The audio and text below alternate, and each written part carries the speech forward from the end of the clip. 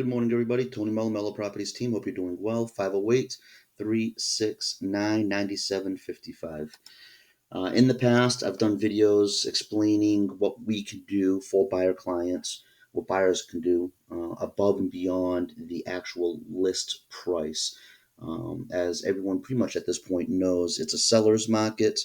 The competition is very competitive at this point. They're doing things that in previous markets they weren't. So, pretty much a lot, if not all, of the properties that are out there right now are going at least at list price, if not above, and sometimes significantly above.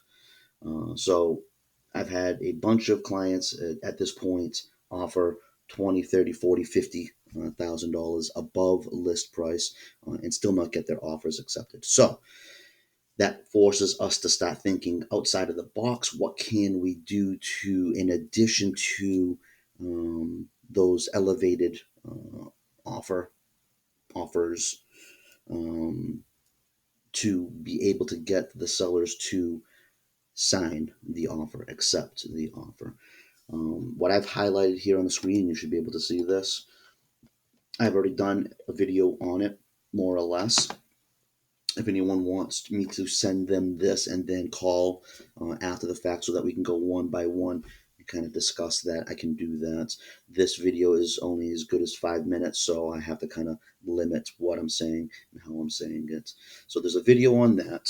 There's two extra things that, we came up with a lender. We were discussing things with a lender yesterday, and she had basically kind of offered this as some possible options. And we're always talking with lenders of different banks to see what other people are doing, what we can brainstorm, figure out any other options, because the bank is important. Because no matter what thing that we try to do, if the bank at the end says, "Oh, wait a minute, that's a problem. It's got an FHA thing. It's this, that, the other thing," we have to clear that with the bank to make sure that, and in the end,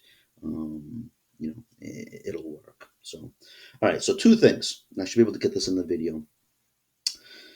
For people that have extra cash. Now, when I say extra cash, you need money for the down payment. And the bank's going to tell you whether or not you're 3.5%, 3%, 5%, 20%, whatever it is that you have to bring and put down on the property to be able to buy the property.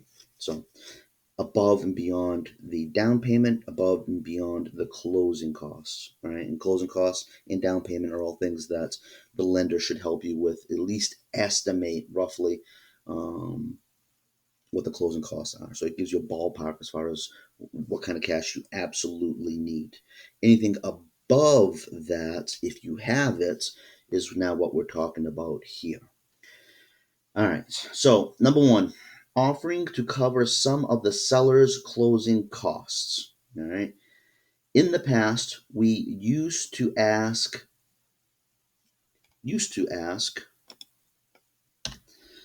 for client credits from the seller to help the buyer. So we would say, listen, we're looking for the seller to credit back to the buyer $5,000, $6,000, $7,000, $8,000 for closing costs. And in the past, that was fine. It worked. If you do that now, it's the mark of death. You will never get an offer signed with anything like that on there. We're now thinking about doing the exact opposite. This would be the opposite of that, and we would be offering X amount, 5, 6, 7,000, whatever it is that you can afford to cover the seller's closing costs. So the sellers have closing costs. It's nowhere near as much as the buyer's closing costs. Typically 2, 3,000, 4,000, something like that is the seller's closing costs, because they've got less things that they've got to record and do and whatnot.